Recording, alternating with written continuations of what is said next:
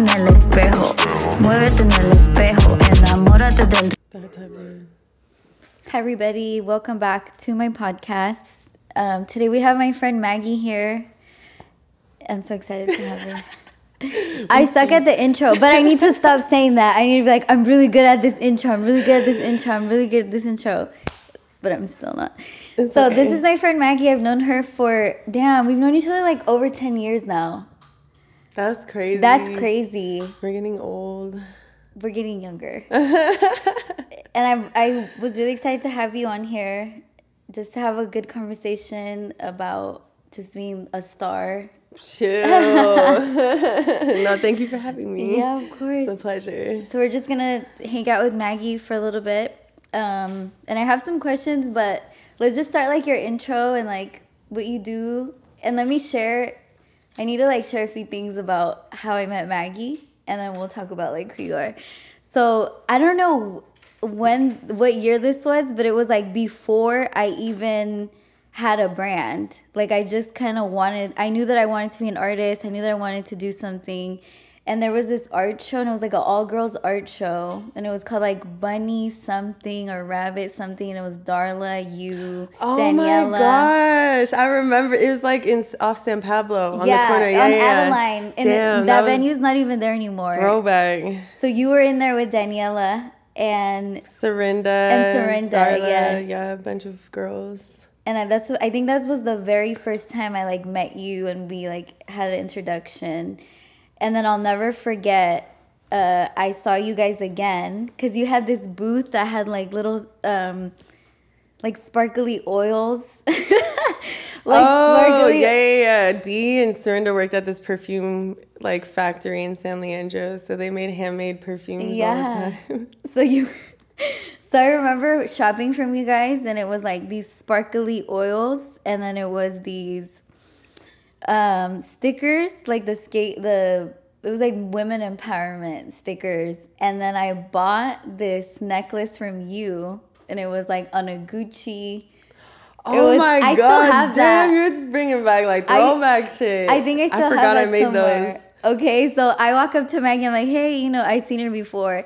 And she has these like, you go to a Gucci store and there's that little, it's like a little piece of cloth that says Gucci on it, and you can spray the perfume on it, but it's like fancy, so it's like a piece of cloth. This bitch went to the Gucci store and took all the cloth that you spray the perfume on. She attached clasp to it, and she put a little gem, and it's a choker. And she's like, they're real from the Gucci store. They're actually, okay, so those are ribbons that were wrapped. So if you buy shoes and clothing, they're in boxes, and then they wrap it in this ribbon. Mm-hmm. And it was hella long. And I had ones from Louis and Gucci. So I like cut all those up. Yeah, she's like, these are real from the Gucci store. And I was like, oh my God. So I bought it, and I sprayed them so they smell good. Like yeah, okay. So that was like one of my first interactions I had with Maggie. And we've always like found a way to stay in touch. Like I remember I took your photo. Remember when I did that portrait series, I took your photo, and then just like throughout the years, she's given me braids in my hair. I used to braid hair. That's like a weird talent I have that I don't do anymore. I mean, I still braid, but I don't like promote that. Yeah. I got my hair braided by you a few times. And then it was like during COVID, like around COVID time, was when you like started tattooing. And I remember it was my first time ever in my life applying for unemployment. And at the time, they were giving unemployment and like the stimulus check part of the unemployment. So I was just getting these huge checks, and I had no job. And I was like, this is the first time that I knew how it felt to be an artist. Like, because all I was doing was making art and like doing tarot readings and like just living in like bliss because I was getting all this money and I didn't have to go to work. And I remember I really wanted like something to solidify my path as an artist, like something that I couldn't come back from. I was like, I want to do something that's gonna just like set me up. And I was like, I'm gonna get a tattoo like on the front of my hand, Because I know once it's on the front of my hand, there's no going back to like pretending I'm a square or something. So Maggie was like, I'm doing tattoos now. So I went to Oakland, and it was during like protest season, because I remember all your friends were in the house and you guys were getting ready to go to a protest. And I was tattooing out of my homegirl's house. Yeah. And I went over there, and this tattoo was actually for free from Maggie, because it was one of the first kitchen tattoos she ever did. And I feel like so many people would be like, I love your tattoo. And I'm like, dude, you don't even know like the whole backstory to this tattoo. It's an era. It was an era, right? So I feel like life was so simple. Right, at that time. I feel like every time I look to you, it's like somebody who is an established artist that really committed to your lifestyle. So why don't we talk about like your beginnings in graffiti, because you're also like a really prolific graffiti artist, and you obviously are a jewelry maker. You obviously made a ton of glittery perfumes and jewelry before even, well, I feel like that was during the same time. So why don't you tell me like your beginnings in the art world? I guess I'll start off with, I've always been smoking weed since like middle school. So I was like always hella artsy and shit, always drawing. I got into graffiti in middle school because like these boys would always draw my name in graffiti and hella sick, and I wouldn't like care about them. I'd care about like their drawings. I'd be like, damn, it's just raw as fuck, you know? But I'm like, oh, he hella like whatever. Like I don't. Anyway, so I would study their shit, and so I would start writing my name hella crazy, kind of like how they would do it. And then I remember I always had a black book. It was like the art Bible for graffiti writers. It's just something you hold on to and always like sketch in. And I had hella homies who did graffiti, but they would always be like, man, girls can't do graffiti. Y'all would like cry or like snitch, or y'all can't climb fences and shit and like whatever. So I would always be like, man, let me come paint with y'all. And they'll be like, nah. So I would literally have to like go out and paint by myself, just so I'd be like, hey, y'all, look what I did, you know? But I was like 12 or 13. And then it wasn't until in high school, and then I started like, obviously like making more friends, and they had all did graffiti just naturally. Cause like I also skated when I was younger too. So like it was just always tightly knitted in that like skate graph community kind of, because they go pretty hand in hand. I feel like when you skate young, you start tagging because you're like going to random spots and shit. Can I move this? Sorry. Oh, yeah. Sorry. The ashtray is in the shop. But then I grew up in Fairfield, so we had hella trains. And I would love going to the train yards and just like painting that shit all day with the homies. And it was just something that was like therapeutic, something I was good at, and like, you know, I hated going to school and all that shit. So it was something I liked to do that everyone hated. So that's why I even loved it more, because like no one gave a fuck about it back then. And like if you knew about it, you knew about it. So it became this kind of like underground world for me and my homies. And it's so funny because even my family, like, man, they hated that shit. They're like, you're going to be broke as fuck. Like, where is this going to take you? You ain't finna do shit. Like, blah, blah, blah, blah, blah. And then, I don't know, I would always be painting, and I would paint characters, letters, everything. And it wasn't until I was showing my artwork to my homies, like, family member that owned a liquor store. And they're just like, oh, that'd be sick if you painted something like that, but on my shop, you know? So they let me do that, and then that led to my other homegirl hitting me up, like, I work in this Mongolian fucking restaurant, they want you to paint, like, a mural. So she brought me in, and those were, like, back in 2012, you know? So I was already, like, getting that experience of getting paid to do art, and it, like, blew my mind, you know? It was stressful and, like, hard at first. But graffiti led me to like travel more and go to places I wouldn't normally go to, just out of curiosity and, you know, finding cutty spaces that no one's been to. And from there, you like meet so many people. It's like you go find other writers and try and like search them on this like website we used to go on to like upload photos on. It was almost like Photo Bucket, but it was Flickr. And then that was like the Instagram back in the day. Flickr, and I had photo buckets. Yeah, and there was a bunch of like underground graffiti websites you go to and like talk to fools, whatever. It's boring shit. Anyways, fast forward. So I would start meeting more people, and like it just became word of mouth. Oh shit, my bad. It became word of mouth, and like it just grew from there. And that kind of was what was similar with tattooing. I already did art. I would paint canvases. I would go to First Fridays back in the day and like literally illegally set up my booth because you had to pay like a fee. But me and my homegirl would be like, fuck that. We're going to just have a cutty table and go in between people's like shit and just be slinging. Like I was doing henna tattoos. So I was like trying to sell henna tattoos on First Fridays and like charging people and then like selling random little canvases I would paint. So that was fun. And like hella homies would walk by and be like, what the fuck? How'd you get into First Fridays? And I'm like, we just set up shop, bro. Like, I don't know. And then we just clean up before the end of the event because that's when people would come by and collect the vendor fees. So we just clean up right before it ended. Dang. And like get out of there. But yeah, it's just me being outside is what really helped like what I did, honestly. And sooner or later, my family started appreciating what I did because I started getting offers from like companies to paint murals for them or like businesses and stuff like that. So they actually are starting to see like the good out of it now. Where's some murals that we can go look at, like in the Bay Area? In the Bay Area, it's not technically legal murals you'll be able to find, mainly in like out of the state. She's like, I'm not gonna say where my murals are at because I'm not gonna snitch on myself. Fuck, and I smoked before this, so I am kind of high. I gotta think about that. I'll circle back to that though. I know you did some restaurant signage recently, right? Oh yeah, a really big one. So that I got.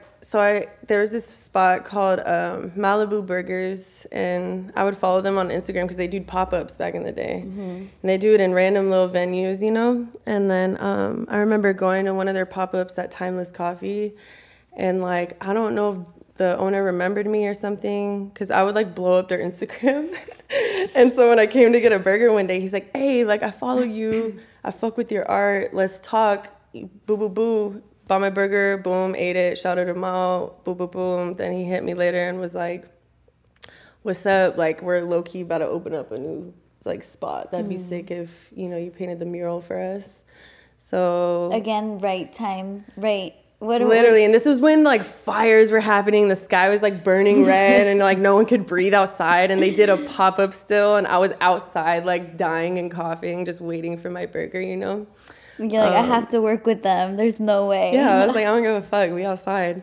And then, I got that mural during COVID. And it was crazy because I used to think, like, when COVID happened, I was like, I'm fucked. Like, I already didn't have a real job. And how am I going to get unemployment if I I've been working, like, under the table jobs my whole life, you know? So I was like, fuck. And then the job I had before COVID, it was through a gallery, but I was like technically a contractor and I wasn't really clear about like how to get unemployment if you were a contract. Anyways, but yeah, it was just hard. But I honestly made a lot of good clientele and money when COVID happened because I felt like you said, like a lot of people had so much money, they didn't know what to do with it. They were bored as fuck in the house. So they got tattooed hella. So yeah, I bet. That was like really overwhelming, low key. I bet you probably had a lot of... I remember having this conversation with my friend from LA, and I was like, I need to get out of the Bay Area. Like, nobody here has any money. And I'm like, I can't think of one person that's making money consistently during COVID. And then he was like, well, what about Maggie? I was like, yeah, Maggie's actually probably the only person that's getting a check every week. I mean, if you're on unemployment, but... working regularly. I was hustling during COVID. I didn't get no unemployment. I had no extra check or nothing like that. None of that like PP, whatever the fuck that shit was. And I was because I would be high all the time. I'd be like, oh, fuck it, I'm gonna just hustle. Let me just work hard. And I did not think of like signing up for shit. Yeah, you know? all the benefits. A lot was happening during COVID. I have ADHD to like the max. So I'm like, funny. You know, so I just would never. Pick up some tools. You're like, let me just paint this. And like hyper focus. Yeah. That's good though. But I'm good and bad is good because like I'm a hustle regardless, whether if I know I'm gonna get money tomorrow or not, I'm gonna still figure it out, you know? And that's what's cool about being an artist and a traveling artist. I could be stupid up for a few months and then be stupid broke and then have to pick it back up again. You know what I mean? And that's just life of being an artist. On your own terms, yeah. I feel like a lot of people have this idea of like, oh, you look so successful and like you're doing this. And it's like, yeah, but I still have so much I gotta pay for and like bills. I suck at parking, so I got tickets up the ass. Like I still, you feel me? And it's like, you're like, I didn't post last month when I was down bad. I only posted literally this month. Like, and that's like, and it's like, bro, like at the end of the day, it's like people just want to have some type of like reassurance when they go on the internet. But in a way, it makes people so depressed, like they're not doing shit. But it's like, I'm not doing shit either. I'm just posting when I'm feeling good. You know what I mean? Exactly. And that's every now and then. It's not all the time. Right. But I was tattooing somebody who's also a tattooer. They're like up and coming, and they were like, you look so successful, and like, you know, like, how do you do it? And I'm like, nah, bitch, I'm still struggling. I was like, I don't tattoo every day. I don't do everything every day. And there's time, I have depression to where I'll just sit in bed and bed rot and be like, what am I doing? Or like, you know, it's like natural shit. I feel like a lot of us in this generation get. You just get overwhelmed with a lot. And you have the internet in front of your face, and it's so hard to stay away from. So you're constantly seeing people do other shit, and it makes you feel bad about yourself in a way. Right. Or like gives you anxiety in a way. But that's why I smoke so much weed still too. I'm like, fuck, I'll just keep smoking. It all comes back to the common factor. Tell me your transition from like graffiti into tattooing. Because now I was having a conversation with her earlier. She said, I never thought that tattooing would be like my main thing that I do. You maybe thought you would get your money somewhere else, but why don't we tell me about that, like that transition? And also I feel like a big takeaway that I'm getting from speaking with you is like your community and being at the right place at the right time is such a huge factor. Yeah. In being successful, right? For sure. Like, don't be a weirdo, you know, like be out with your homies, have fun, you know, like a lot of people are successful and are really good artists, but they don't want to go outside or it's really hard for them to like socialize or like promote themselves. And don't get me wrong, it was hard for me too, but it's like you just have to force yourself to get the fuck up and go get something, you know? But the transition from graffiti to tattooing, you know, I was so young in graffiti, and, you know, when you're that young, graffiti's like your whole fucking life. And then I feel like once I started hitting like 19 or 20, I was like, I'm too cute to be doing this shit all the time, like messing you know? up your clothes and your shoes. But like just always like on edge, you know? It's a lifestyle where you are on edge, and like you get affiliated with shit that just it becomes a slippery slope. But I just do graffiti for the love of it. I'm not all about the politics and shit, you know? I've been a oneer my whole life. Like, is that a big thing, like the graffiti politics? Yeah. Is it really dramatic? And I love that about graffiti, though, is because of the politics. I just don't, I'm doing it for the fun of it, not because I want to be a part of that. But a lot of people do get into it, and it becomes more about politics because it becomes of like who you're fucking with or like who you're rocking with, who got beef. It stems from like years and years of graffiti because it's been going on since like late 70s, early 80s, you know? So there's kind of just like this lifelong beef between crews and where you're from and shit like that. But I didn't care for it, you know? And like I was like, you know, I want to make something of myself. If I die, I'm just going to be known as like me riding in the streets. I'm like, that's cool and all. Like I did my thing, but it's like, I want something better for myself. And that was just my own personal take. And I loved doing art already. So and I've made money off my art before and while I was doing graffiti. So I was like, let me like try and steer myself more into this and still do graffiti like when I want, day spots, whatever, strictly with homies, you know? Not really go bombing as much or do hot boy spots because it's like I'd rather just like chill. And also it just gets overwhelming, so people take breaks. Not everyone is going to do graffiti like that their whole life. People take breaks and have to live life. But then when I got into tattooing, when I picked up the machine, I was like, oh shit, like this is fun. And I've always wanted to get into tattooing, but it costed money, or you had to go through shops to like really learn, and they don't just take anybody in. So I self-taught myself because I was already like into drawing, and I would draw people's tattoos all the time, but I just wouldn't tattoo it, and then they go get it done, and it wouldn't be how I would draw it, but it would be obviously like similar design. So I was like, you know what, like I'm gonna get into this shit, and I started tattooing my legs. Like I'm hella blasted on my legs, but and there's hella tattoos I regret doing on myself on my legs, but I like forced myself. I'm like, I'm finna learn this shit, and then from there, homies just like, I feel like they already trusted me because I was an artist and tattooed myself, and I felt like they just trusted me already through that. So a lot of my homies did help my career a lot. So they believed in me. I feel like it's hard when like nobody knows you and you don't know who to tattoo. That's, I think, is really hard for artists. But if you have a really strong friend group and they all like support you, vice versa, you know, I think, you know, your opportunity is limitless. You're always going to have like things to do. A canvas, some clean skin to tattoo. Because then it goes from me tattooing the homies, boom, they go visit their family. Their whole family's like, where'd you get your tattoos from? I'm tattooing their aunts, their fucking uncles, their sisters, their moms, you know. Sometimes I'll tattoo people and they'll bring their whole family in and we're just back to back tattooing them, you know. That's crazy. So then it became more of a communal thing where I'm being way more part of my community now, and I'm actually knowing people's families, or they'll just be like, oh. And then it also is sad because like growing up in the Bay, I've experienced a lot of loss in my life, right? And like, you know, growing up, we get our homies tattooed on us and to commemorate them when they pass away. So it's crazy, you know, I've been losing friends since middle school. So to see that turn now, and I'm the tattoo artist now doing that for people. So it's like a really, like, it's a soft spot for me when I get to do tribute tattoos for people because it's something I can totally relate to. But I just thought it was like crazy that happened like that. You switched. You're like, now you're the character. Yeah, literally. Yeah. And like, it's still ongoing. I'm still like losing people, and I've actually lost people who are stupid close to me, and that definitely made me kind of pause on my career a lot, and which is totally normal. I think people like to like push through working when they lose people, and that's normal too, which is what I do. But I didn't start to realize it's actually making my mental health like worse. And I didn't really realize it. So I think this past like year and a half, I've taken a complete pause and kind of just been taking my time with shit.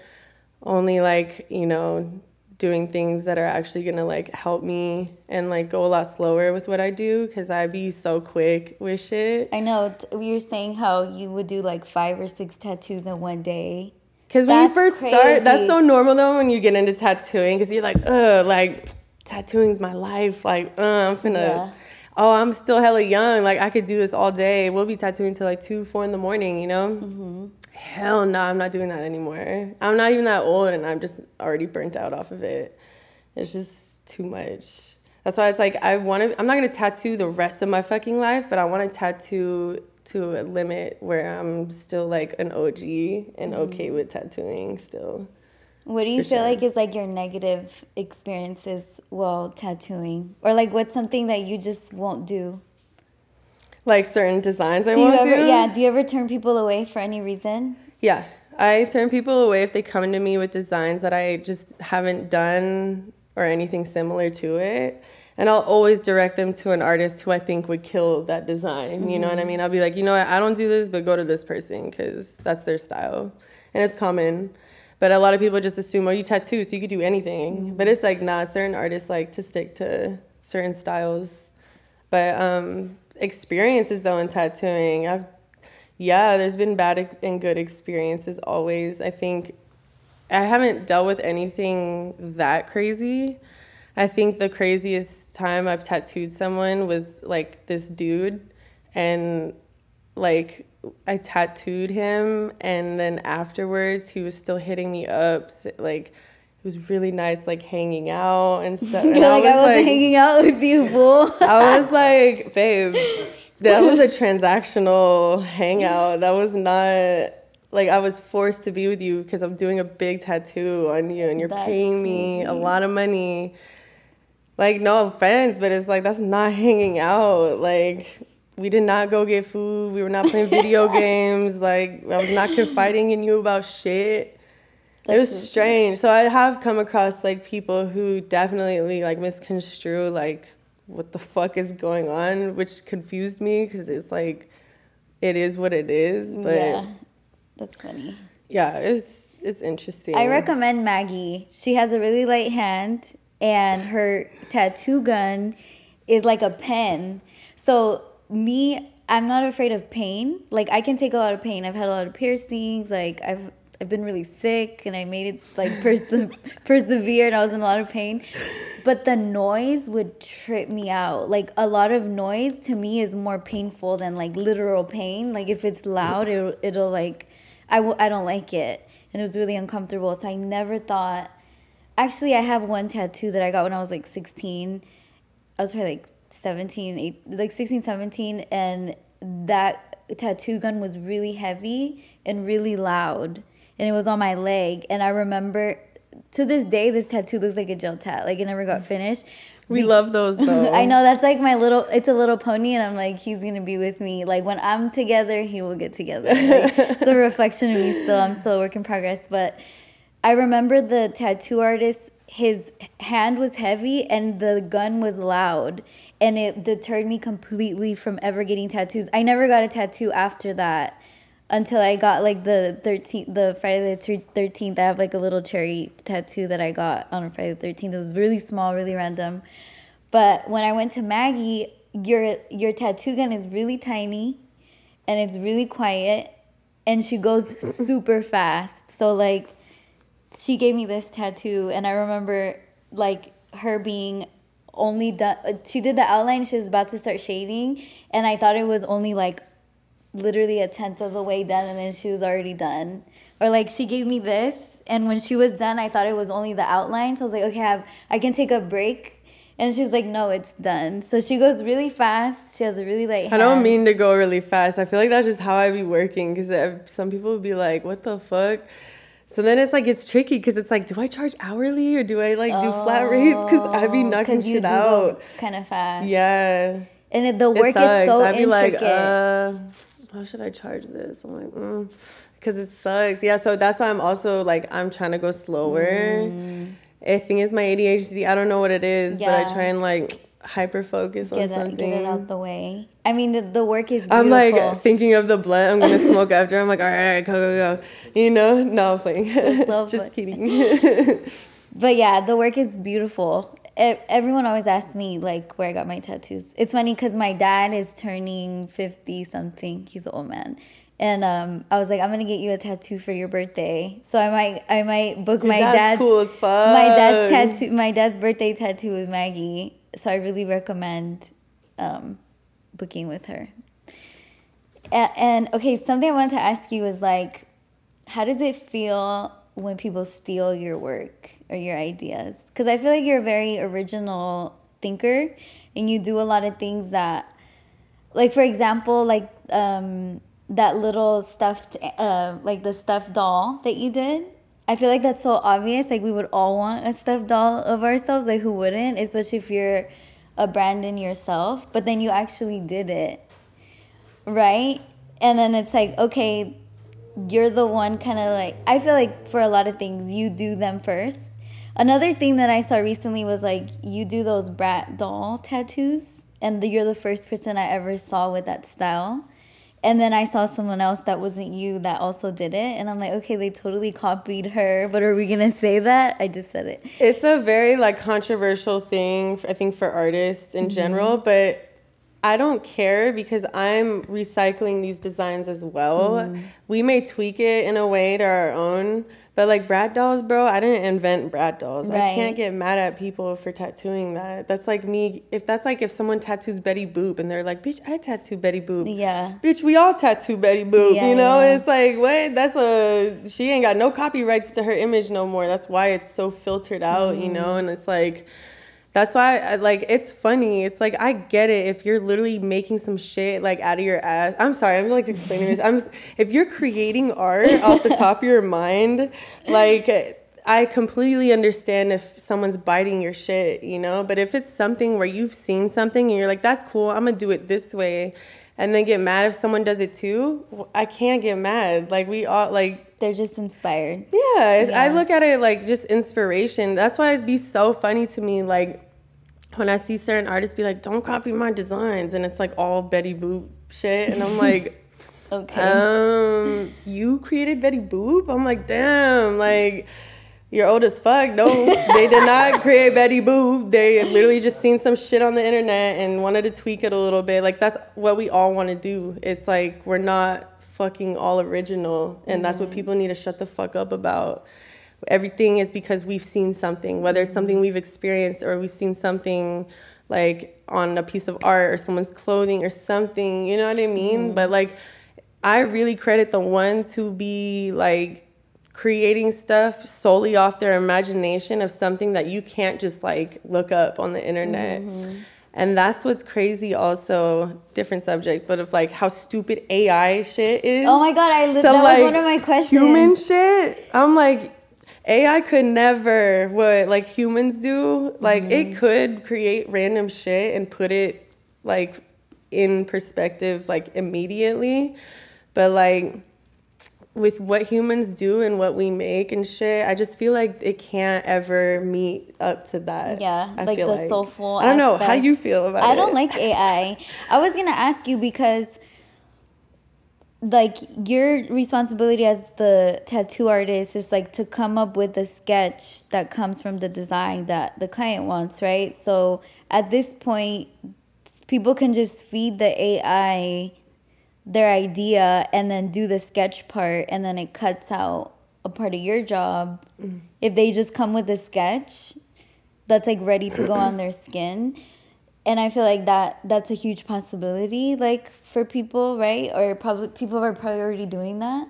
So how does that make you feel as the artist? Like, does it make your job easier? Does it take away from the experience of tattooing someone? I think that takes away from the experience. I think as an artist in general, like physically doing something, your hand, the muscle memory, that's all key. Like if you're a tattoo artist and you don't draw your design before tattooing it or even making the stencil, and you're just grabbing it off and just making it whatever you copied and pasted and just print it out, like you need that muscle memory. That's the whole key part of like doing the whole tattoo. But it's like very old school mentality, I guess, because a lot of people don't do that anymore. And it's no hate to it. It's like, I just personally as an artist, it's like baby steps. You have to do everything before you break the rules. You feel me? You have to know all the rules before you break them with anything, you know? Right, yes, exactly. But that's why the certain artists like that stay in a bubble, and the other artists who actually can like make shit up and like, you know, like they'll always be doing what they're doing. People, I feel like, will have phases, but you know, it just depends on how you carry yourself as an artist and what means to you as an artist, you know? Right. So you told me earlier, you said you started tattooing and some of your tattoo friends, like the people in your tattoo community, were like OG cholos, so they had a certain expectation. Do you feel like that was part of you, like, building yourself up as an artist, is having those mentors? Absolutely. I think everyone should have an OG in their life, and it sucks because mine right there. Yeah. That's a huge part of growing up in certain, like, subcultures or cultures in general. It's like, if you're going to be into something and be great at it, someone's already done it before, right? Period. We've been living for so long, so many years. Someone's already been wanting to do what you want to do. Someone's already did it. So it's like having a mentor and like having that like mentality, because like people from before us had to start from everything from the bottom. You know what I mean? They didn't have all the resources we do now. So like respect and like listening to your elders and like moving a certain way is super key. And I think I've adopted a lot of that and adapted. But I feel like certain people, you can tell if they haven't had OGs or not, because they haven't been told about themselves. You feel like this person needs to get their ass beat. That's probably because they didn't have that growing up, you know? And like it's sad. It's like, fuck, when you like talk to these people, you're like, fuck, like I could tell like you didn't have nobody telling you about yourself. You know? I always can spot an only child from a mile away. On God, dude. And don't get me wrong. There's the only child homies I got that are super sweet and like so like not what you would think an only child would be. But then I got only child partners where I'm just like, the fundamentals be all off. Yeah. It's like you obviously did not have nobody else in your bathroom telling you, nobody whooped your ass 7 a.m. in the morning. Bruh, don't let me and my brother get in a fight before school. Oh, we were going to be late. Yeah. And you could just tell when, like, an only child didn't have these experiences in the home growing up. But it's even sad when they grow up to be adults and they still haven't been told about that. Or, like, didn't expand that. What you said is, like, you kind of have to fall in line of this hierarchy of experience.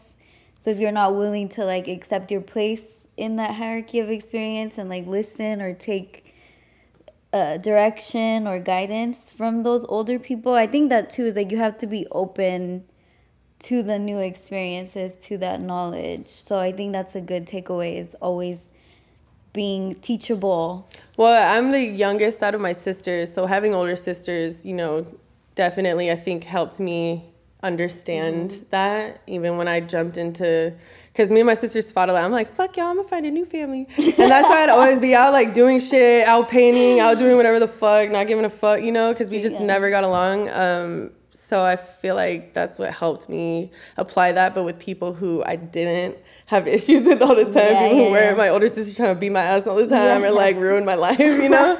So don't have older sisters. If you do, fuck. But, don't do it. Fuck. Don't have older sisters.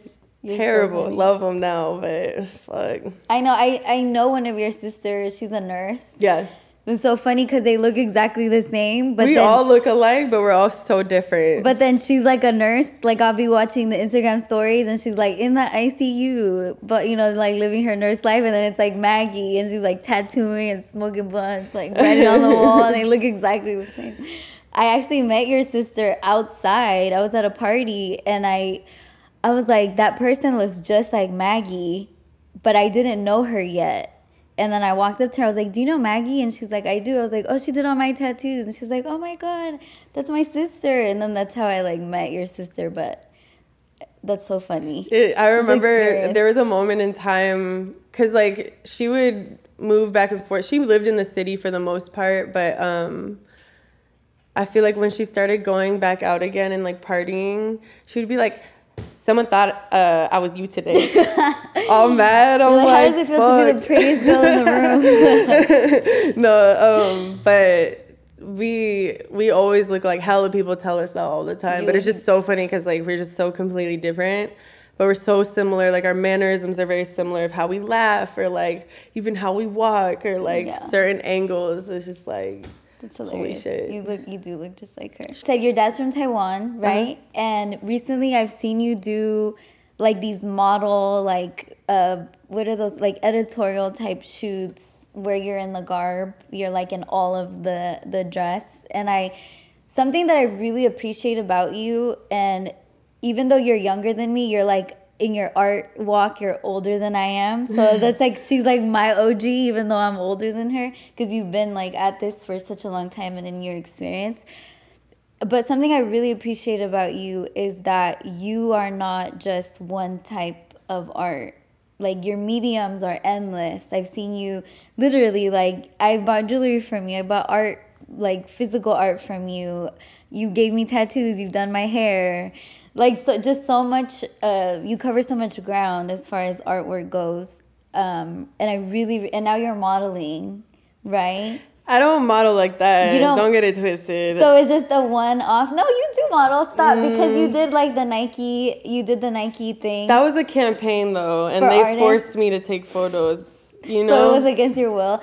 And then you did something else recently, I feel like. Well, the past few photo shoots I've done is literally just me and a few homegirls coming together wanting to up our portfolios. So One homegirl is a photographer. One homegirl does makeup. One homegirl does hair. Laura Core, she's one of my friends too. I love her. Yeah, I love her. Shout out to that whole team. Caile. Yeah, I have never met Caile, but I've heard her name like a lot of times. Selena, she does my hair every time. Selena, that's Native Beauty Salon. Yeah, I know. I like seen that name. And I've been around like so many people that know her, so maybe she'll come on sometime. They're amazing, but like they literally would just hit me up and be like, "Yo, we want to do this type of shoot. This is what we're trying to be inspired off of. We want you to be the model." Boom, boom, boom. And we've done that twice already. The first one was super chill. It's more just like they do like editorial type looks, you know? So good. So it just works together. And so many people think I'm like getting these offers, but I'm like, no, dude, these are just the homies. Like, but you've done clothing modeling before. You were like in this like big boxy shirt. Oh, that was for 40s and shorties. Oh, yes. My really good homie is their photographer. Okay. So I had just moved to LA and he was like, I guess the dude was trying to look for models. So he hit me up and I did it for them. Super chill, very fun people to work with. Yeah. Yeah. So you very comfy clothes. I know, it looked good, but yeah, it like looks perfect. It falls perfectly. That's like the kind of clothes I love. Yeah. Tell me about you moving to LA and then you came back. How was your experience in LA, like different from the Bay Area? It was good. It was good and bad. You know, I feel like people's first time moving out of their hometowns is always going to be rocky. I initially moved there shortly, like a little bit after one of my best friends passed away. I don't know. I felt like I was saying earlier, my mental health was like reclining. I was getting really overwhelmed. I didn't know how to deal with it. Like that was like one of my OG partners. So like I really was like torn up about it. So I was like, you know what? Like I'm gonna just get the fuck out of here. I made so much bread that year. I was like, this is my time and my like cue to just dip, you know? I was like, I haven't even moved out yet. I was like 25. So I was like, fuck it. And I had homies in LA too, like not everywhere in LA, but I had very specific homies, you know? So when I moved out there, it was cool. I was like bouncing around studios. You know, finding work out there is actually really hard because there's so much going on and there's so many people wanting to work out there. I would say it's in a way saturated for whatever the fuck you want to do, honestly. Even getting normal jobs out there is like crazy. I bet, because everybody is down to do anything. Yeah, so, but they don't always all work out. But so there's always jobs opening up out there too, which is what I love about LA. I make good money when I go out there. I think people really respect the tattoo culture when you go out there. I have so much like homies who do their own thing and entrepreneurs, you know, small businesses, whatever it is, they're all out in LA too. I think what I struggled with was adapting to how to live in LA. The traffic, parking, like all this shit. It was just not, I was getting tickets like every day. And like, I was like, bruh, even when I would like live in certain apartments, like I would almost fight my own neighbors for a parking spot. Like it was awkward. Like, and we'd live in the same building. So it's just like, ugh, this is so annoying. And also it's because I wasn't like taking accountability of my emotions or where my mental health was at. I was all alone. I was like super depressed. It was like a very dark time in my life, I guess, but I tried to make the best out of it. And that's when I made the sickest art. Isn't that fucked up? Fuck, now I'm all happy in a relationship. I haven't made art, bro. I've been chilling. I've been getting fat. Like, I've been eating. I'm like, what? You look great. When I'm like shit depressed, like, you feel me?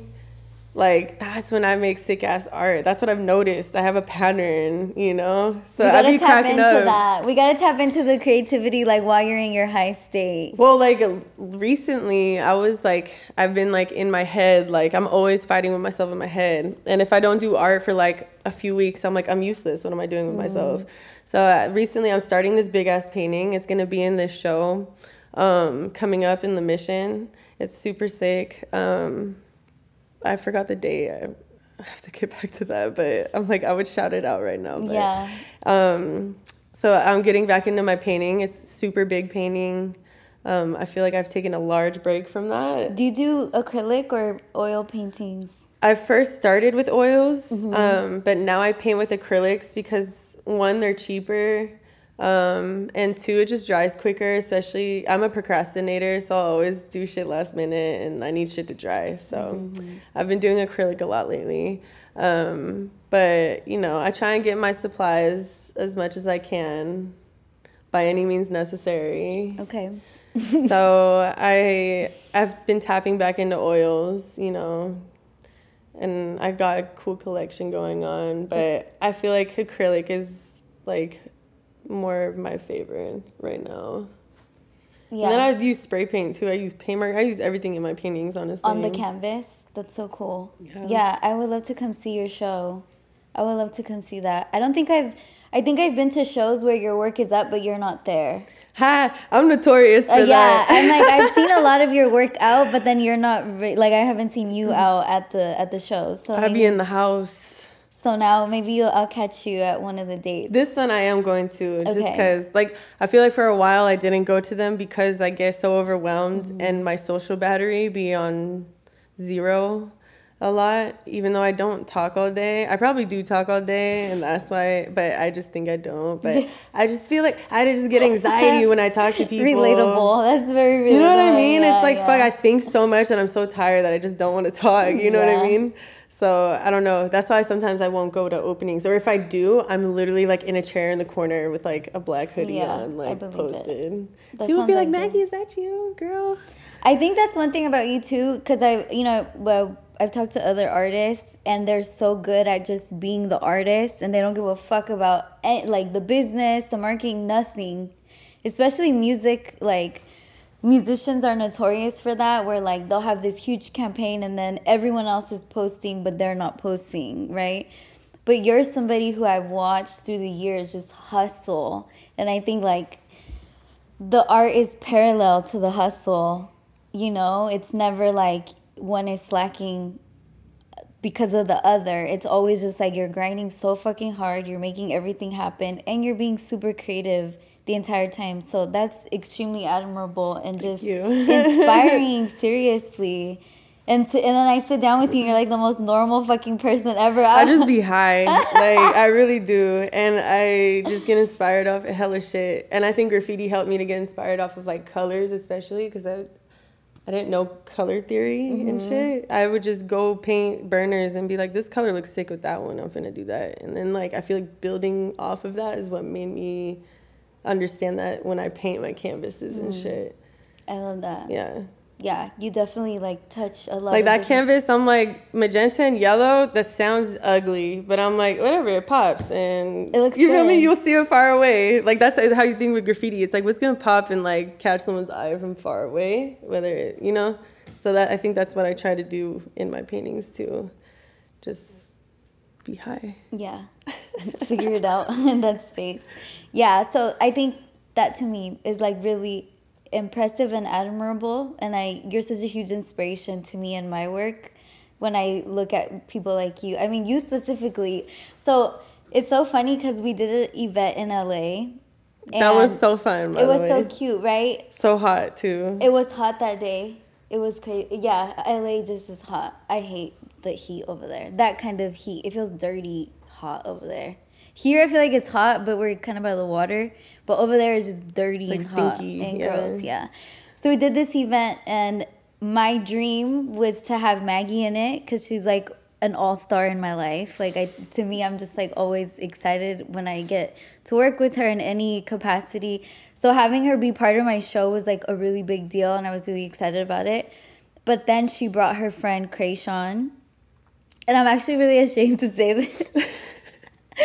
Okay, that event, I put it together by myself in like 1 month, and I had performers that were gonna perform. I had tons of vendors, like my family was there that I didn't really know. So it was just kind of like a lot going on, and I didn't get a chance to like say hello to Krayshawn and like introduce myself to her just like formally, so I'm really embarrassed about that, but I had a lot going on. I was performing that day, and I remember I was so locked in that I had my AirPods in for 2 of the songs. I'm weak.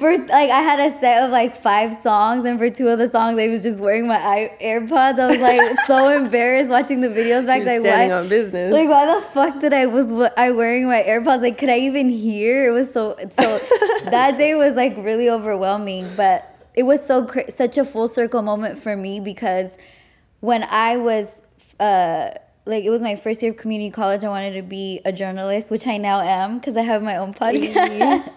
Not my lifelong dream of being a journalist happened, but I was partying a lot and I was out a lot, and I wanted to be a creative person. I didn't know what kind of creative things I wanted to do, but I always knew I wanted to be a creative person. And Krayshawn came on the scene, and I feel like she was the pinnacle of that girl in that time. Absolutely. Right? It's like she kind of tipped. And what's funny is, like, she's so humble about it, or she hates hearing about it. I'll be like, bruh, you were in era, you Seriously. know? But backstory, I met Krayshawn through my best friend that had passed away, Farida. Oh, yeah. So they were childhood friends growing up. And then I didn't meet Frida till she was in, like, her mid-20s, you know?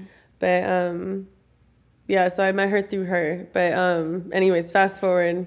Yeah, Krayshawn, I always call her by her first name. I never call her by her because that's your first name. she's not my actual friend. Like, that's her actual friend. But I say that to say it was such a full circle moment for, like, the baby artist in me that's always growing and always learning and, like, trying my best to stay inspired and motivated and creative. And I'm like, this is crazy, because I had this little Nikon camera that I was shooting music videos, like the jankiest music videos you've ever seen in your fucking life.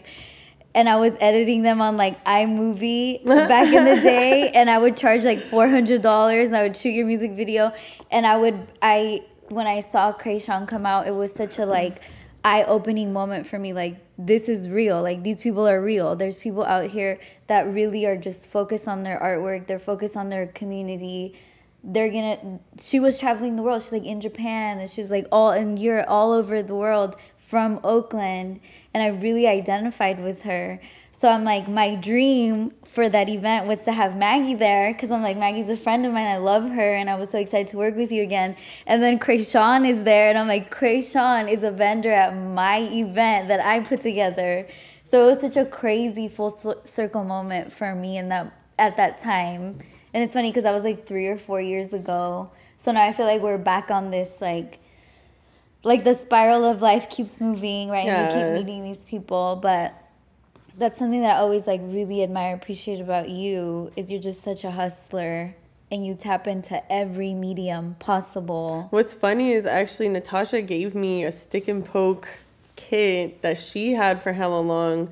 This was before I had my machine too. I completely left this out. Before I tattooed, I did stick and pokes. Okay. Which is like a pin needle and some ink I got off fucking Amazon. Stick and poke, those are the worst decision, like, materialize. I have so many on my list. I'm like, no.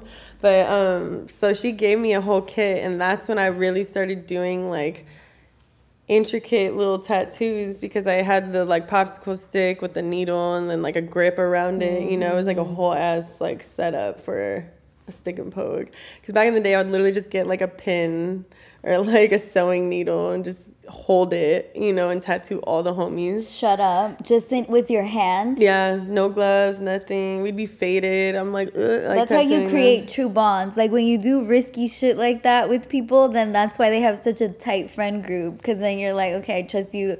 You could have got hepatitis H. You could have got tetanus.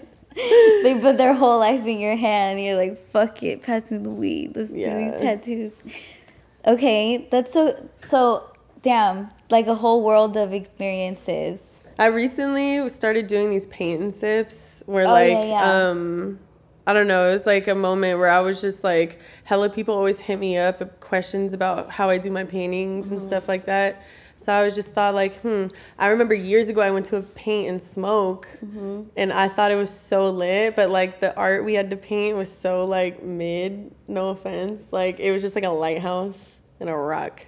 And I was like, but like that's what the teacher was teaching. So I was like, that's cool. And I feel like most paint sips, it's very like landscapey or like very like easy type paintings. So for mine, I was like, what if I did like my tattoo designs or like paintings that like I've done, but like little section of it that people like really admired or something. So I started doing the paint and sips and I was like overwhelmed of how many people like bought tickets to go to it. and I would host them in spaces that were event spaces and stuff, which I'm also thankful for. The other homies at Laughters, they were like hosting my first paint sip. And then I did one at Stashed. It's like a shoe store in San Francisco. That one was super fun too. And they took care of me really well there. But I think this new one I'm going to be doing very soon, probably end of August, is going to be in my tattoo studio. Oh, nice.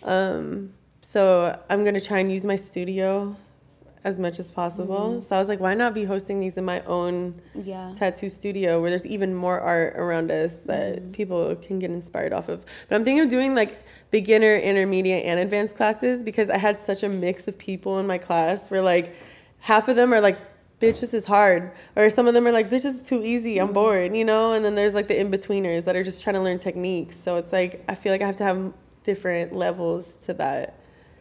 But then I'm like, I just like taught myself. So when I teach art, I'm like, yeah, you just like do this shit right here and then like blend that shit and then like you think of that. You know, I explain it how I think and I'm like, fuck. So that's something I'm like working on, is like how to teach correctly. Creating a curriculum, even if it's your own way that you figured it out. I think it's just organizing the material that you're teaching. Yeah, but with that being said, I now teach middle schoolers in Richmond. Really? Yeah, at this school, at this middle school, high school. They're like combined.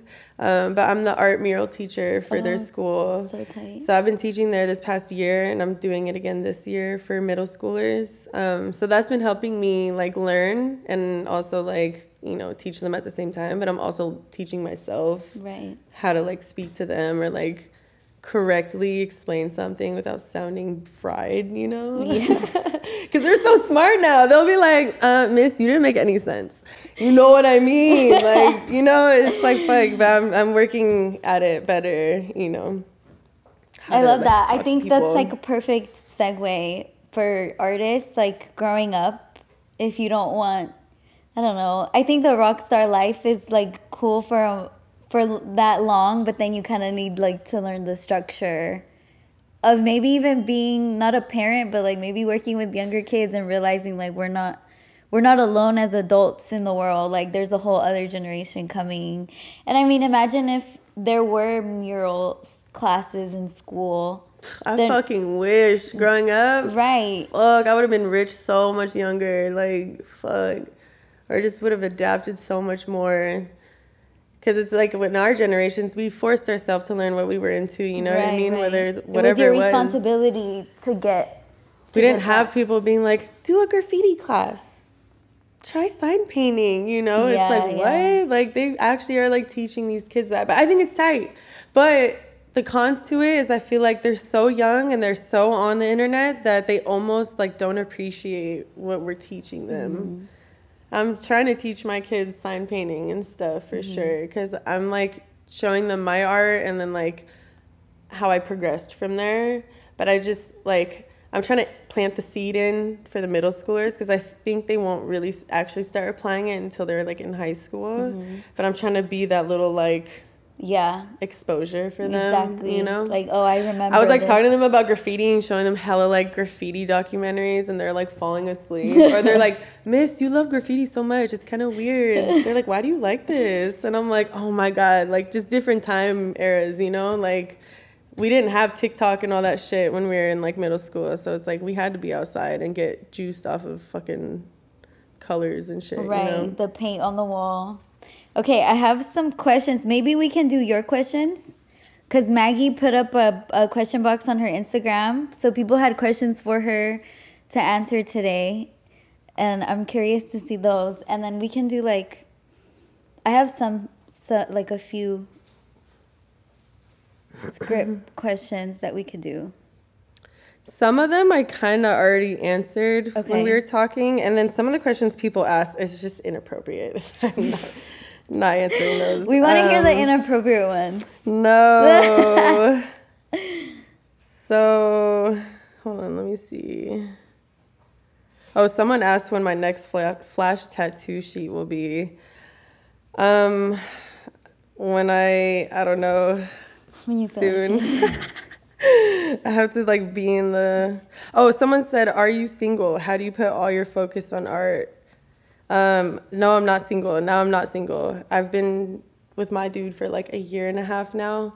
But my whole other career, yes, I was single. But before I started popping off with my art, I wasn't single, and I was with someone for years who's actually like, it was like super toxic, and like I could have probably started mine way back then, but I was just in a like kind of messy situationship for years. Then after that, I was single, and that's what helped me. Is like what helped me was like getting money, I guess. I love getting money, and I will choose that over tripping over a dude or something. You know what I mean? Yeah, like, yeah. what? Hell no. I feel like the trap is when then they start giving you money and they treat you bad and you're like, fuck. Yeah. It just makes no sense. I know. It's so fucking weird. Yeah, and then once you are in that moment where you're like, oh, I can get so much money and just be me. By myself. Yeah, like what? It was the best. And, but obviously, like, I don't know. It's not that I like wanted a boyfriend. I feel like I just fuck with vibes. So like, then I met my boyfriend after I moved back from LA, and it was chill as fuck. So I was. Does he also do graffiti or tattoos? Fuck no. No offense. I'm so over that now. Fuck no. Like, I just had really toxic, experiences dating people or even talking to people where we do the same thing, or like. It almost became competitive in a way, not even like intentionally, just like, it was like strange, or like I'm not saying men do this all the time because girls do this too, but like the dudes at least I was like affiliating with would like hold me back, or like didn't want me to be as exposed, you know what I mean? But it's like, if you want to be a hustler and like do all that shit, you have to expose yourself. And that doesn't mean like that. I mean, like, be out there, talk to people. You can't be like a rude bitch, you know what I mean? Like, you have to have customer service, and like, and like I was just with people that were not okay with that. But like my dude I'm with now, he gets it. Like, that's why I'm like, thank fucking God. And it took like him not having to do any of that to like, you know what I mean? Like, he doesn't, he understands it because he's an outside perspective. Like, oh shit, you're getting money literally off just doing art and shit. Like, he respects it. And that's why I'm like, fuck yeah. Like, I can go on trips and go on business trips and go tattoo in different areas and not have him like trip on me, or you know what I mean? Like, so it's very refreshing. That industry is also like dramatic and messy, huh? The tattoo. Oh my God, not even the tattoo, any industry, bitch. People be fucking. And that's how people be getting places. And I'd be like, oh. Seriously. It was weird. Like, I just realized a lot when I would see that shit. So I'm just like, ooh, like I almost just like steered away from that shit. Because if you wanted something, right, and it was probably a male, shit, even females, and they'll be like, yeah, and then they'll try and like sleep with you, and if you won't do it, it's like you're cut, you know? It's almost like similar from our other previous conversations. We were talking about shit where it's like, oh, you're not going to give them anything, they'll just kick you to the curb. It's like, oh, I don't need nothing from you. Like, or what? And you could be talented and like not need them at all, and they'll still make you feel like you need them, and you're just like, what the fuck? Like, the industry's weird. I think you're right, because I've had situations where I'm like, how did they start working together? And I'm like, oh, like, I'm definitely not going to do that. And that's not like all the time, but I've seen it multiple times to where I'm like convinced that that's literally like, yeah. Okay. I mean, it's definitely part of especially young people that are angsty and are creative, flighty artists. Yeah. Like, that makes sense. But not all of them are like that. Yeah. But I've just definitely come across. Everyone's like that except for us. They're all like that, just not the ones we talking about. But when I lived in LA though, aside from like whatever was in the industry, I had hella homies out there. Like, I hate when people be like, people in LA are not genuine. It's like, yeah, because you're probably affiliating with like the people who are like out, not even from there, and they're trying to be somebody hella bad. But bro, I had hella homies born and raised out there, super fucking chill. Like, that's what kind of made me still stay out there for a while, you know? Yeah. But I just think overall, just living out there was so overwhelming. That there's the industries are definitely more prominent. The social aspect is definitely more prominent, I think, than it is here. I think people here have their core group of people, and it's kind of more like a low-key environment. And we don't have like a nightlife or anything like that here. There's not like a huge Or if metropolis. they do, someone gets shot or like robbed. Yeah, or like nobody's allowed to come, or like it's in a warehouse with one light and one generator. Like that's the nightlife here. So good luck finding the party and good luck getting invited. It was funny. I seen this meme and this person from Vegas came to visit Oakland and they were like, "What the fuck? Where are all the bitches at?" Like they're like, "Why is there so many dudes outside?" That's and I'm like, funny. "Yeah, it'd be like a liability for women to step outside in the Bay to go party. It's fucked up." Do you have more questions? Oh yeah. Let me see.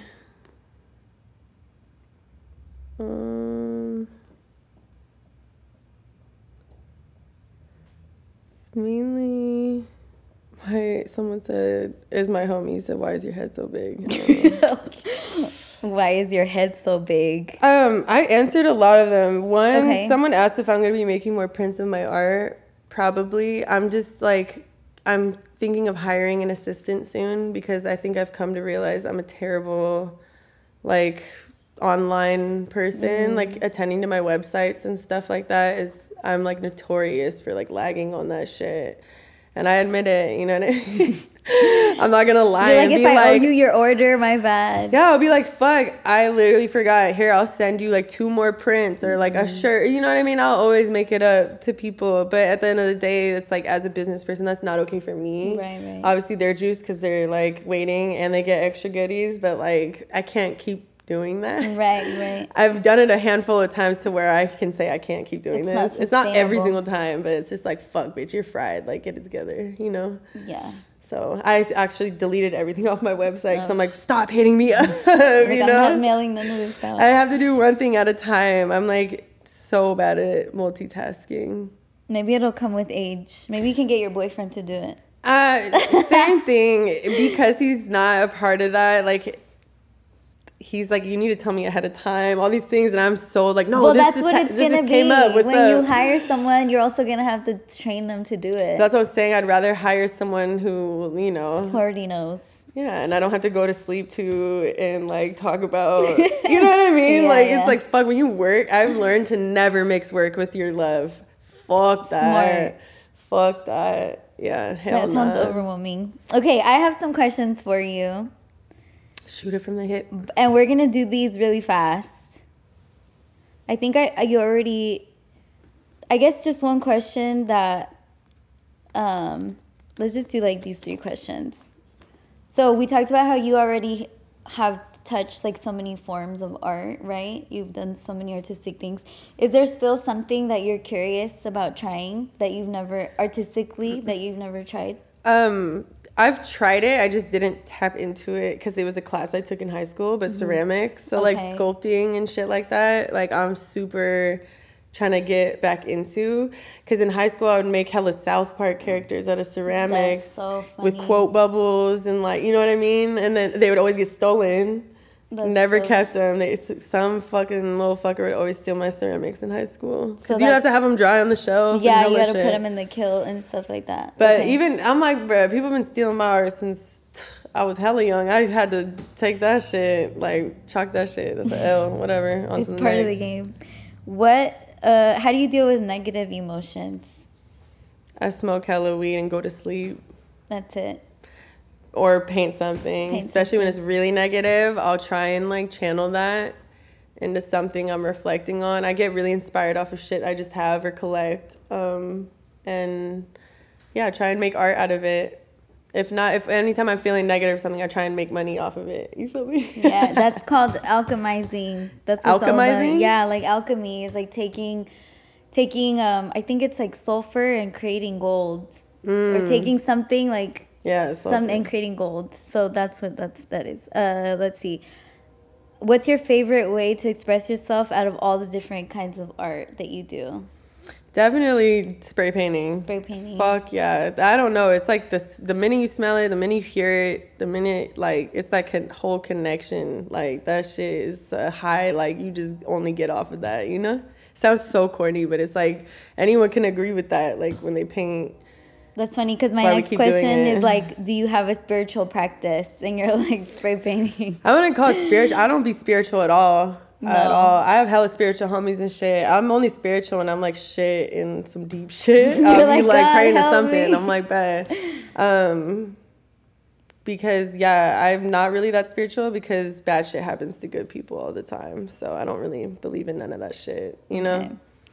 Okay, and then this is the last question of these. Who is your dream client? Like, who's somebody that you would love to work with or tattoo or I don't know, whatever it is? Fuck. I gotta think about that. I guess Takashi Murakami. Oh yeah, that's a good one. It's cliche, but like I honestly fuck with bro. He's such an icon. Yeah, but that's one of them. That's all I could think of off the top of my head right now. Okay, that's a good answer. Okay, we're gonna do these last, and this is just kind of like our last thing that we do. And you only have 1 second to think about this, so you can't like, so just like spitfire off the top of your head, okay? If you had a MySpace top friends, who would your top 8 be? So top 8, go. My dude. Okay. And like all my best friends. So you have 8 friends up there? You don't want to name them? I'm like, let's start some drama. Let's forget some. No, I'm just kidding. I'm like, I just don't want to be high and forget somebody. I have so many partners. Let's hear the top 8.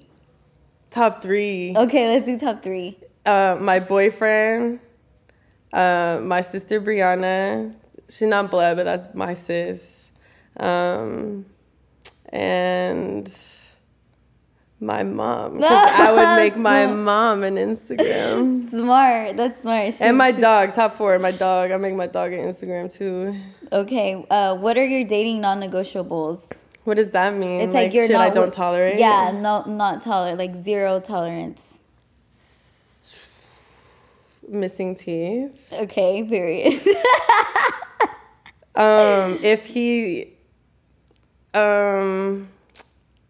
is like starting to bald, I guess, and sip syrup, like those two together. Oh, and like probably poops himself in the syrup. Every time I see someone drinking syrup, I feel like they're about to shit right now. If he wears more designer than me, I don't know. Okay, that's bad good. breath, yeah. Okay. Like all this usually shit people are like selfish, doesn't understand my lifestyle. I'm not like listing what they look like. I'm like ew. No. Maggie's like he stinks. Oh, if they're non-work oriented, like if they don't know how to fuck to work, bye. Yeah, period. If they don't clean, they don't wash their ass, you know. Okay, are you a jealous lover? Absolutely. I think anybody is. Yeah. The fuck? If you're going to love somebody and not be down and be jealous, what? Are you even love them? I'm jealous. I'm not possessive. I'm territorial. I feel like there's a huge difference. That's what all jealous, toxic people say. No. Look, if you're jealous, that's you guys. I don't tell my dude what to do. And I think telling someone what to do is when you become possessive. I tell my dude, don't make me a fool. Don't be doing shit you don't think. You feel me? It's like common sense shit. Just act like I'm there. My man's my man. We can go out, party. We won't even sit next to each other when we out and about. Like, you wouldn't even know. But, like, because we're so comfortable. Like, we're hella good homies as well as being lovers that, like, I trust him and he trusts me so much that we're not down each other's fucking throats, bro. Yeah. I don't know how to explain it. I understand. Yeah, you just, like, you're on the same vibration, so it works out. Yeah. What's the craziest DM you've ever gotten that you can remember off the top of your head? I guess just getting scams. They're like, I'm a Nigerian prince. Okay, let's see what else. Do you have a hidden talent? Oh, I could do this. That's your hidden talent. I thought that was pretty tight. It's like studio. Because not everyone could do that. They'd be like, girl, how you do that? So and I'd be like, ugh. It's so hilarious. Okay, do you have your own Netflix account or do you use someone else's? I have my own because I used so many people's that it was like, are you traveling or you're not at home? And then, so I just started paying for my own. But I use everyone else's like Hulu and Disney Plus and like all that. HBO. What is your go-to karaoke song? Oh my God, Tears for Fears, Shout. That's my shit. That's or some form of Keisha Cole song. Keisha Cole, that's a challenging one. That's brave. Let's see. What celebrity annoys you the most? Okay, celebrity. There's certain. Okay, JoJo Siwa. Oh, I love her. I love her though, but she annoys the fuck out of me to where like I'm literally trying to do her dance, like. Yeah. And I'm like, why am I doing this? And like, we made fun of her so much to where like I am like she's constantly in my head, and I'm like, damn, this is what a hater feels like. That's like, so funny. You're like, finally, I know how. JoJo Siwa got condos in my head. I'm like, I don't know why. Okay, if your pet could talk, what would they say about you? I don't know, but I know my dog would have a lisp for sure. And she have like a raspy, lispy voice. This is Maggie's dog on my shirt. Sita. She made this shirt of her dog, and I have it. I don't know. She probably talk hella shit about me. That's hysterical. Okay. She's a brat. I think that's it. I think we covered a lot of ground. I think we got to know you so well. It was a good intro, but then you also see how hysterical and funny Maggie is. It's a good intro to knowing her personally. So I think that's really valuable. If you don't already follow Maggie, make sure you follow her Instagram, which I'm sure you already do and you're a huge fan of her. But if you don't, she's somebody really inspiring and motivating to look to for ideas, and I feel like you're always ahead of the curve of a lot of things. Recently, she made like the tattoos. What is that called? Oh, temporary tattoos. Temporary tattoos. So it's like a sick tattoo from like a real tattoo artist, but it's temporary. And I think that's so fucking smart. There was like a baby with like a tattoo on its neck, and it's like all blasted. I'm like, damn, can you imagine? My friend, I used to work with her in LA. She made temporary tattoos of her stuff. So that honestly is what inspired me, because she does a lot of abstract. But she would also make like onesie outfits that had her tattoo designs on it. So cool. They'd look like nude onesies, but they'd be tattoos like covering everything. Yeah. I love that. So I was like, what the fuck? But then I was like thinking like that's smart, because it's like people who are still not sure if they want my design or where they want it. Or some people can't get tattoos. Or they can't afford it. It's like you can have my designs that I've done already, but they're just temporary. That's so cool. Yeah, they came out. One question I do have, for you is, why do you only have tattoos on one arm and not on the other one? I started this arm really young, and just like in tattoo like culture, you should finish each shit as you go. If not, get everything symmetrical as you're going along. But I just stuck to this arm, and I told myself I didn't want anything on this leg or anything on this leg, and only get this and this tatted. Okay. But then obviously over time I ended up getting both legs tatted. But this is my homegirl's name, the one that passed away, just because it's closest to my heart. And then my little brother is right here. Like, he's always on my mind. So I like choose specific spots for things. And I kind of just want this to be alone. Yeah, I have the same, because I don't have any tattoos on this arm, but I have like lots of, and like visible tattoos on this side, and like obviously on my hand. So I'm always curious like to hear other people's, why they put their tattoos in certain places. I think if the COVID lockdown would have lasted literally 2 more months, literally 2 months, 8 weeks, I would have got a tattoo across my throat. And I'm so glad that they lifted that lockdown before I did that. But don't let me go cabin fever crazy one more time, bitch. Because I swear, I was ready to because I had all this money. I had hella money. I didn't have to go to work. And I feel like during COVID, I realized that I didn't have to go back to work. I was like, oh, I can take all this money and do something and then not have to go back into the workforce. So you definitely were like a pivotal character in that, because I went to her with no tattoos on this arm. The first time I went to her, and she gave me that, and then instantly I was like, okay. Then we did this. We had sessions like every 2-3 weeks. You come. Yeah, like once every couple of weeks, I would be at your studio like getting more tattoos. And then I started bringing my friends. I'm like, okay, now everybody's getting matching tattoos. Like during that time, I got 2 matching tattoos. That's another thing as an artist. I get so jealous of homies who get matching tattoos together because Really? me and my friends Would never. And I'm just like, wow, these people are so adorable, getting like little heart tattoos. I have 2 matching tattoos. Oh, actually, I have 3 matching tattoos on my body, and I love all those 3 people to death. Besides one, we won't. I'm just always the one. I'm always the one tattooing. That's why. That's why. So you never get to do the matching tattoo, to be the tattoo to get it. That's so cute, though. I love all your work. You're always on point. Thank you. I try. So I think, do you have anything else? I feel like that's like a pretty full conversation we had. Thank you so much for coming, Maggie. I just want to thank you for having me. So sweet. It's good to catch up with you again. I know. And meeting your whole crew. Yeah, this is my been team. Behind the scenes. Sorry. Set. I keep smacking this shit. I talk with my hands. You're always welcome to come back whenever you like. I feel like we're always gonna run into each other eventually. Like we'll coincide again. But this time I was like, okay, first of all, I needed more girls to come and like give me some feminine energy. I met your other homie. He got tattooed by me. Oh, Mario. Yeah.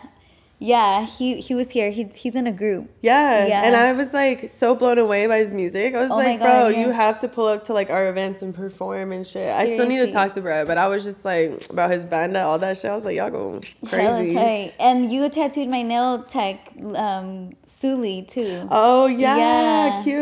Yeah. Oh, yeah, because she's in Richmond. Mm-hmm. Yep. Okay, love that. Her stuff is here. Yeah, her shop is here. Cute. Her work is amazing. Yeah, so we'll definitely, we'll be around. You're definitely welcome back anytime. Thank you. Every time I see you and everything you're up to, it's like so exciting for me. And you're such a great example of just like a powerful artist. Thank you. That's and so sweet. You're hilarious. She's so I don't know how to take. She's so funny. Like her humor is so hilarious. When she did this tattoo, she's like, you won't really be able to see it unless you're like reaching for something like this. And then it'll show. And I'm like, that's like the perfect Maggie humor. I'm fucking weak.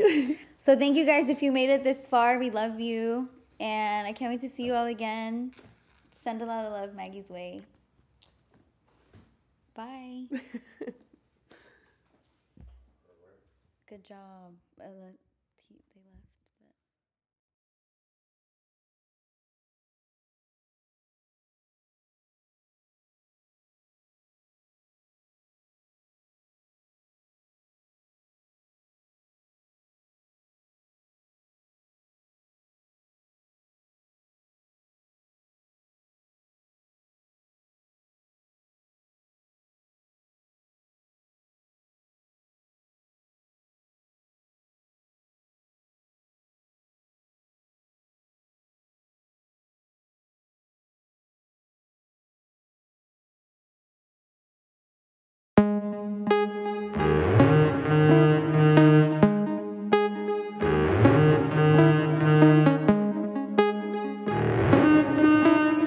Big squad whip. Gennaro. Livianita como picaflor, original, no de remate, bate como chocolate y sirve sopa de caracol. Sirve sopa de caracol. Sirve sopa de caracol. Muévete en el espejo, muévete en el espejo. Enamórate del reflejo, enamórate del reflejo. Muévete en el espejo, muévete en el espejo. Muévete en el espejo, enamórate del reflejo. No mezclo, vivo aparte. No vivo para gustar.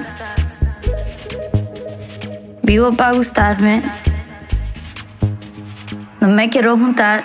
Atrevida como Megan, potra como Ivy Queen. De esta medicina no tienes en el botiquín. Cintura de Thalía, caderas de Shakira. El baile más prendido hasta cuando nadie mira. ¿Quién me quiere conocer mejor? Pues ve y ponte en fila. Soy agua caliente, tu novia té de manzanilla. Todo a mí me sobra, no me cuesta darte. Pero la cita conmigo misma, esa no se comparte. Livianita como picaflor, original, no de remate. Bate como chocolate y sirve sopa de caracol. Sirve sopa de caracol. You can see her from a mile away, cause she loud. Muévete en el espejo, muévete en el espejo, enamórate del reflejo, enamórate del reflejo. Muévete en el espejo, muévete en el espejo, muévete en el espejo, enamórate del reflejo. Cuando suba la luna y baje el sol, ponle llave a la puerta, pierde el control. Con a fulanito es lo mejor. Esta cuarentena entró en calor. La visión más hermosa la veo con lente rosa, aguacero de sudor, deja la vista borrosa. Sé que eres espirituosa, te tratas como una diosa, te gusta tu propio olor, que salga lo escandalosa. Pelo largo, uñas sagas, el corazón pesado, bien lo cargas. Cargas cuarzos y tiras cartas, las que no te llegan las tienes hartas. El amarte tú misma es costumbre, no conoces a la incertidumbre. Apaga la luz y prende la lumbre. Livianita como picaflor, original, no de remate. Bate como chocolate y sirve sopa de caracol. Sirve sopa de caracol. Sirve sopa de caracol. Muévete en el espejo, muévete en el espejo, enamórate del reflejo, enamórate del reflejo. Muévete en el espejo, muévete en el espejo, muévete en el espejo, enamórate del reflejo.